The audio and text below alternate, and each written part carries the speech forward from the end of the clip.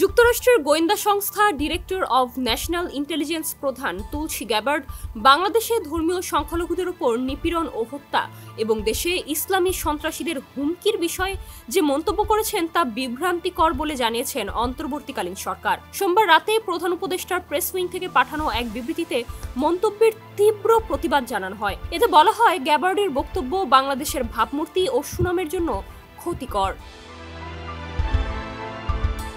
বিবৃতিতে বলা হয়, আমরা গভীর উদ্বেগ ও হতাশার সঙ্গে তুলসী গ্যাবার্ডের বক্তব্য লক্ষ্য করেছি, যেখানে তিনি বাংলাদেশে ধর্মীয় সংখ্যালঘুরা নিপীড়ন ও হত্যার শিকার হচ্ছে বলে অভিযোগ করেছেন। তিনি বলেছেন, ইসলামপন্থী সন্ত্রাসীদের হুমকি এবং বিভিন্ন সন্ত্রাসী গোষ্ঠীর বৈশ্বিক তৎপরতা একই আদর্শ ও লক্ষ্য দ্বারা পরিচালিত হয়। সেই আদর্শ ও লক্ষ্য হল ইসলামপন্থী খিলাফতের মাধ্যমে শাসন করা।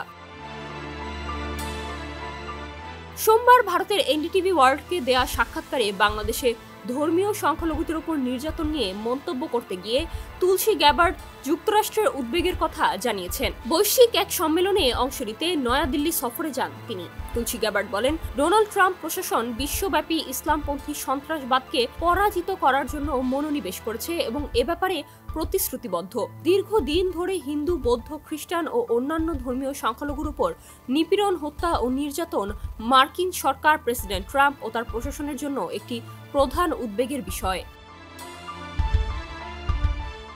গ্যাবার্ড বলেন, ইসলামী সন্ত্রাসীদের হুমকি এবং বিভিন্ন সন্ত্রাসী গোষ্ঠীর বিশ্বব্যাপী প্রচেষ্টা একই মতাদর্শ এবং উদ্দেশ্যের দিকে পরিচালিত, যা একটি ইসলামী খেলাফতের মাধ্যমে শাসন করা। এটি স্পষ্টতই অন্য যে কোনো ধর্মের মানুষকে প্রভাবিত করে।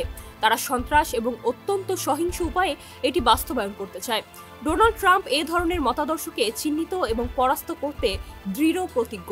তিনি একে উগ্র ইসলামী সন্ত্রাসবাদ বলে অভিহিত করেন এবং এর উত্থান বন্ধ করতে চান। ডেস্ক রিপোর্ট, সমকাল।